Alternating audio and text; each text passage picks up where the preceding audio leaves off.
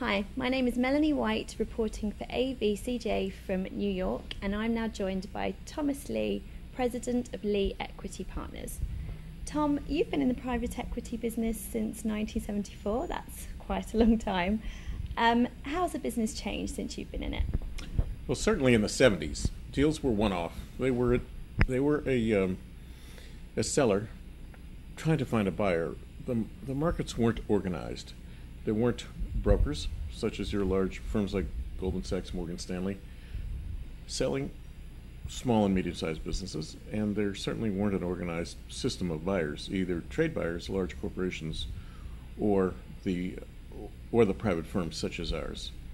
Over time, that evolved into a much more efficient market of buying and selling. So today you have many intermediary firms. The first deals were very small, with a singular bank lender. We had very little in the way of institutional capital. Back in the 70s, we really had only three mezzanine providers. One was the Prudential, possibly the Equitable, and the Teachers. And so from these mezzanine providers, who sometimes were in the market and sometimes weren't, obviously we grew into a large public market. We all know that Mike Milken organized that market, built it, directed it, starting in about 1982 or 3 through Drexel. And so the high yield market evolved. Of course, laterally, from the late 90s through just before the crash, we had a very highly developed third market, a so-called shadow or a securitized market. So from the early 2000s, banks were pretty much holding the loans that they were making. By the sort of 2006-2007 era, banks were really selling about 80% of what they were of the loans that they were making. So that market too crashed in 2008, and so securitization really came way down. The very large deals that were done in the 2004 to 2008 period haven't been done recently, but there's been an evolution, and it's been a dynamic business really for the last 40 years.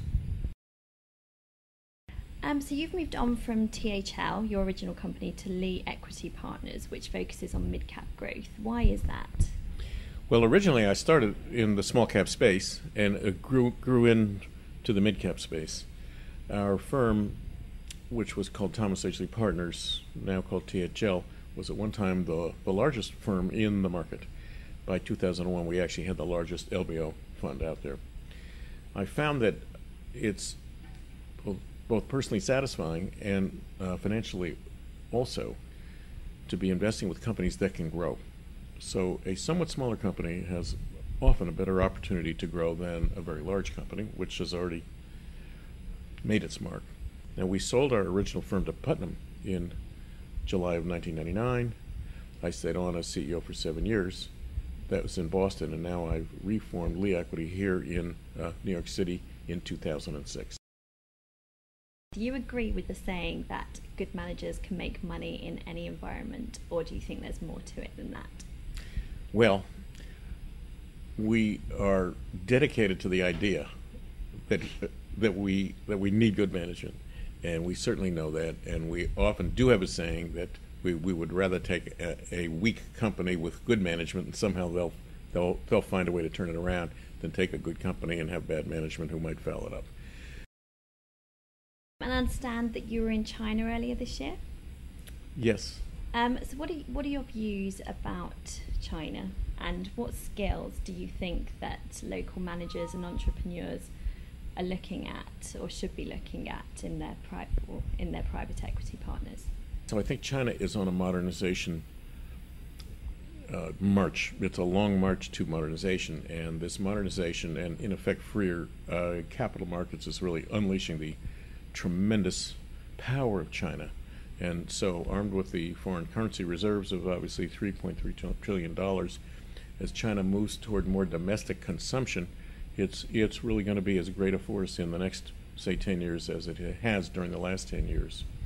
As far as the skill base within China, I think that the concept of upfront due diligence and the concept of rigorous due diligence is paramount here, and I think it's being brought onto the Chinese scene. I think that the convertibility of the RMB is something that's very important in China, very important to the Chinese government and to the Chinese people.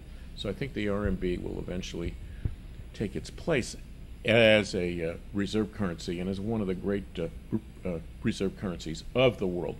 So all told, China's too big, too strong. It's really too great. So I think somehow you have to be there. And does your firm plan to invest in Asia?